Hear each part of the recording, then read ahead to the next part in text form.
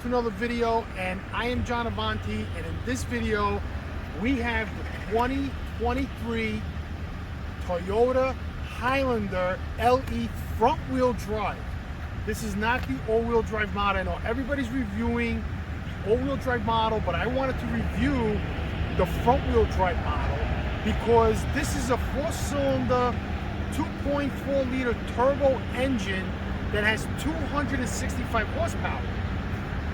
So what's happening is Toyota stepped down from a 3.5 liter 303 horsepower, which the truck was pretty much of a rocket, even if you had it with the all-wheel drive system. So when you put all-wheel drive in this car, you're gonna feel a little more sluggish than with the front-wheel drive. That's why I want to drive the front-wheel drive. So all I'm gonna do is basically take this car for a test drive and see how it drives, and try to get like some kind of feel on the fuel economy of you're gonna get front-wheel drive versus all-wheel drive. Now this car is equipped with third row seating, and it's really nice inside. Let me tell you, very comfortable, big seats, beautiful. I mean, the car's a very comfortable car. But I can tell you one thing: the 4-cylinder engine feels completely different from the 6-cylinder engine. So this is a totally new generation Highlander. Even though this body style is sort of similar to the one that was in 2022, 2021, that generation Highlander, they put the 4-cylinder turbo in here. And eventually Toyota's gonna just go all out 4-cylinder turbo. I think one day they're gonna probably put a more high performance engine in here that will bring this car up to 300 horsepower, like the Nissan Pathfinder is 310 horsepower with a 9-speed transmission, V6 engine, and that car is pretty smooth. That's a very nice car. I did a review on the new Frontier with the 3.8 liter engine that's in the Pathfinder, and the car pretty much seems like a rocket. But this car, I drove it a little bit and it drives nicely. For someone who's looking for a daily driver, that you know this car is going to go 400,000 miles with no problems, as long as you take care of it. You're going to go the distance with this. You're not going to have any issues with it. And so let's take a quick look and check out the car. So one of the things that I like the most about this car is the seat. So this is a power seat, and this power seat, believe it or not, goes so far back that I'm 5'11", and I'm really happy with that. Usually Toyotas in the past, they really didn't put seats that went far back enough because they didn't want the rear passengers being crowded. But basically 90-80% of the time people are in their cars by themselves. Who cares about the back passengers? I'm the driver, I own the car.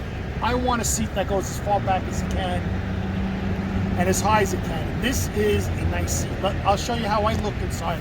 Getting in is very easy versus getting in a Camry. So if you're a little older and you have bad knees, bad back, you want a car like this that's high up, so you can just easily get in. You know what I mean? 1, 2, 3. Look how high up I am. So now I'm going to bring the seat all the way down, and you can go as far down as you want to go. So if you have a tall torso, you can go up and down pretty easy. Look at that. And I can see everything over the hood. The visibility is very nice. And you have a telescopic view, right? Telescopic and tilt. And that's the seat. I mean, the seat is pretty big. If you got a wide, caboose, you're gonna like this car because it seems like the seat is pretty nice. It's very cushy, very soft, and I like it. All right, so what you see here is, here's the shifter, here's the steering column. Here's a place to put your phone, and you could fit a long phone in there. If this was a higher end model, that would be wireless charging. But you have a 2 Type-C USB, 2 of them, and this is USB, and then you have this. So you got plenty of charging that you won't have to worry about it. Toyota still gave you this shelf back that had in the other thing. Here's the entertainment center, just like the same thing like last year. Here's the dashboard. It's really nice, really nice. There's a lot of things you can do in there, change settings, But the big thing is, like, since this is a front-wheel drive car, what you notice here doesn't have the four-wheel drive option, but you do have for snow. That probably starts at a lower gear so you don't spin out. Traction control off, parking brake hold, and parking brake. So when you're driving and you stopped at a light, you can put hold and you could take your foot off the brake and you could just drive. And then you have the Eco, Normal, and Sport modes, as Toyota's putting in a lot of their cars. And that's the drivability. So if you get the XLE, you get mud, normal, rock and dirt. And here you have hill descent, snow. So it's the same thing as the front wheel drive, but you get hill descent, and this is your all-wheel drive system. And it's pretty good. So that's what it would look like if you get the all-wheel drive XLE or maybe an all-wheel drive LE. It's quiet an engine. The pickup is there. The turbo, you don't, like I said, you don't feel it. And the sticker says on the front wheel drive 29 miles per gallon highway. You may be able to get 31, 32, and then the all-wheel drive one is 28. And it drives pretty nice. I mean, this is what it looks like at night. You know, you have a nice screen. You know, 53 miles per hour. You wouldn't even know this is a 4-cylinder turbo. I mean, it's really nice. I'm sure there's going to be guys out there taking this engine, putting bigger turbos in it, trying to get, you know, more power out of it. But eventually Toyota's going to have to come out with something that has more power, because they're going to, like I said, they're going to put this in the Tacoma. And I don't know if the Tacoma one is going to be 265, you know, like this truck. It's pretty nice, and this thing has great pickup. It's a glider, I gotta say. I mean, that's what it feels like. It's a glider. I'm climbing a little hill, no trouble. Just going right up that hill. You know, that turbo's kicking in, and you wouldn't know it. So the miles per gallon gauge is kind of weird. I really can't figure it out. So I'm getting 41.5 miles per gallon. Hello? There we go. It finally kicked in. So it is so hot in here. I got to turn down the AC because I'm dying. The heat.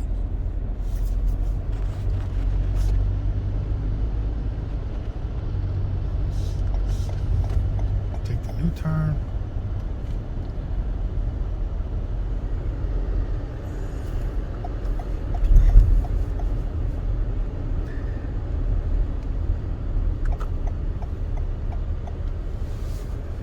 So what I'm going to do now is I'm going to climb a big hill, and we're going to see how it does here.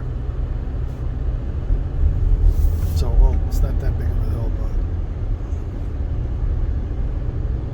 but see if it struggles climbing a hill, you know, versus the 6-cylinder.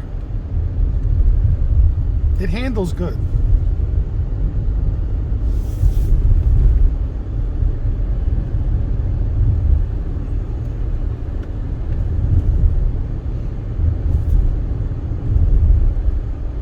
Now, I think this is the 8-speed transmission that's in this. So I had to give it a little gas, so it went up the hill.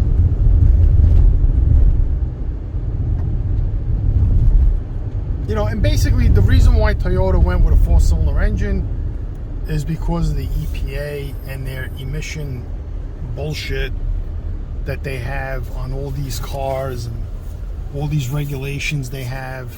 Make a quick U-turn.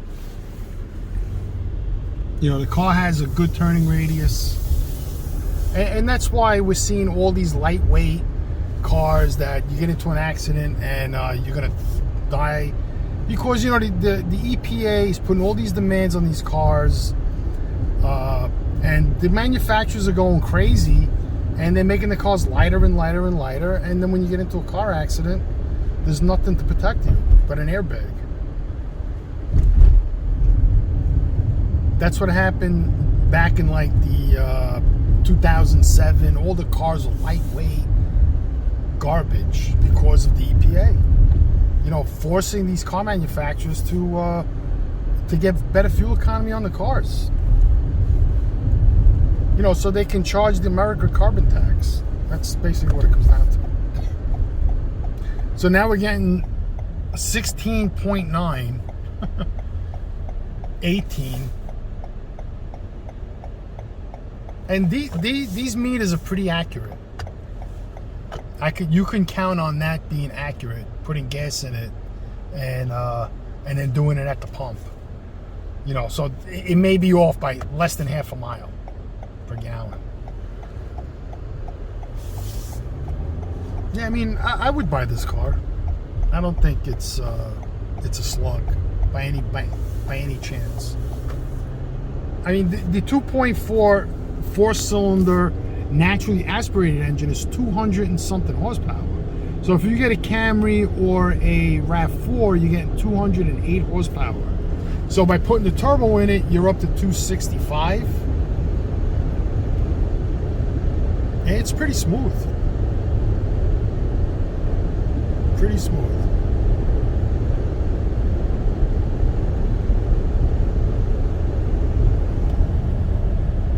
So I guess it's taking a long time for this trip computer to go up in miles to calculate the fuel economy. I don't see instant. It's just average. Like my Toyota Tacoma just has average. So it doesn't have instant. But it says 29 on the highway. And it drives smoothly. I mean, you know, what you're buying when you buy Toyota is you get reliability. That you know if you're going to keep the car, you can go 400,000 or 500,000 miles with, you know, short oil change intervals. Not these 10,000 mile interval oil changes. Yeah, now I'm at 20. Yeah, it'll probably get up there, you know, 26, 27. But that's what the V6 got. I mean, with 300 horsepower.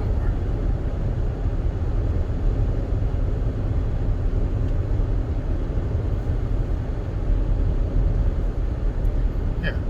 So it's moving up. But I'm doing a lot of coasting. A lot of hypermiling. And I know like a Camry, a 2018 and up Camry with this engine, 2.4, with the direct injection and port injection, that car can get up to like 41 miles per gallon on the highway. That's a lot. That's a lot. Naturally aspirated. You know, this is a truck, so it's a lot heavier. It's a parachute in the wind, so the aerodynamics aren't there. But this car does look very aerodynamic.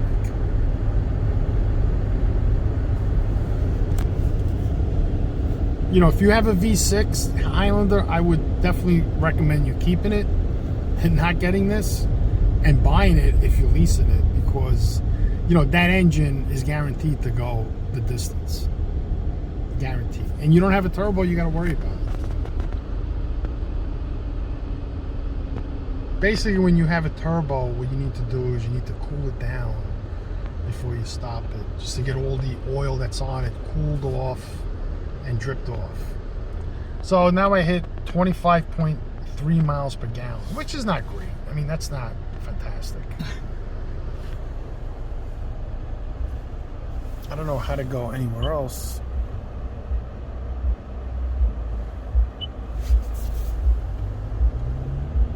That's the climate control. You got dual climate control. That's like a standard thing now. So if you can get another LE, probably cost you another $2,500. You get the four-wheel drive, all-wheel drive. You really need all-wheel drive? No. You know, if it snows, stay home. The next day, the roads will be clear and you can go. Are you gonna go off-road with this thing? Not really.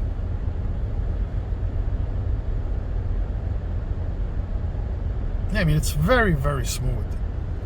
Probably the one thing you're going to have problems with, a little struggle, is going up steep hills and stuff like that, you know, because it is a four-cylinder. And it's a heavy truck. This thing is probably like 4,600 pounds versus a Camry's like, I don't know, 3,400 pounds. So, and it's more aerodynamic.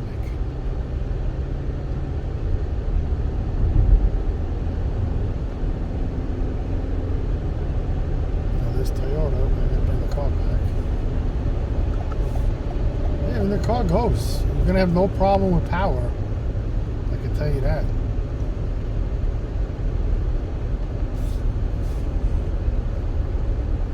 And if you get the all-wheel drive, the car's going to drive different because you have that rear axle.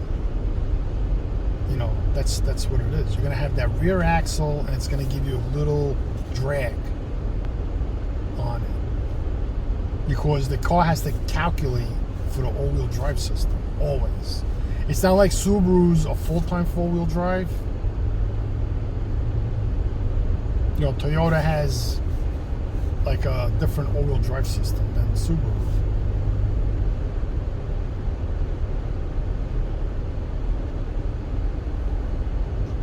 Just because the way the transmission is set up.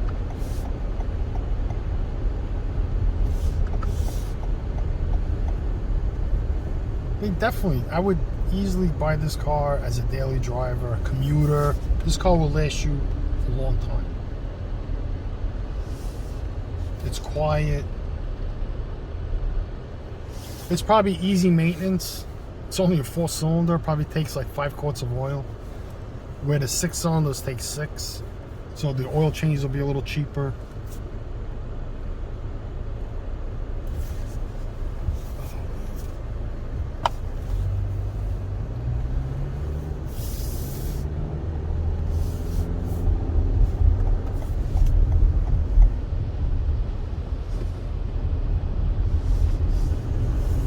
Hey guys, JohnAvanti. Thanks for watching the video. I hope it was helpful. Don't forget to like, subscribe, and Happy New Year. And God bless.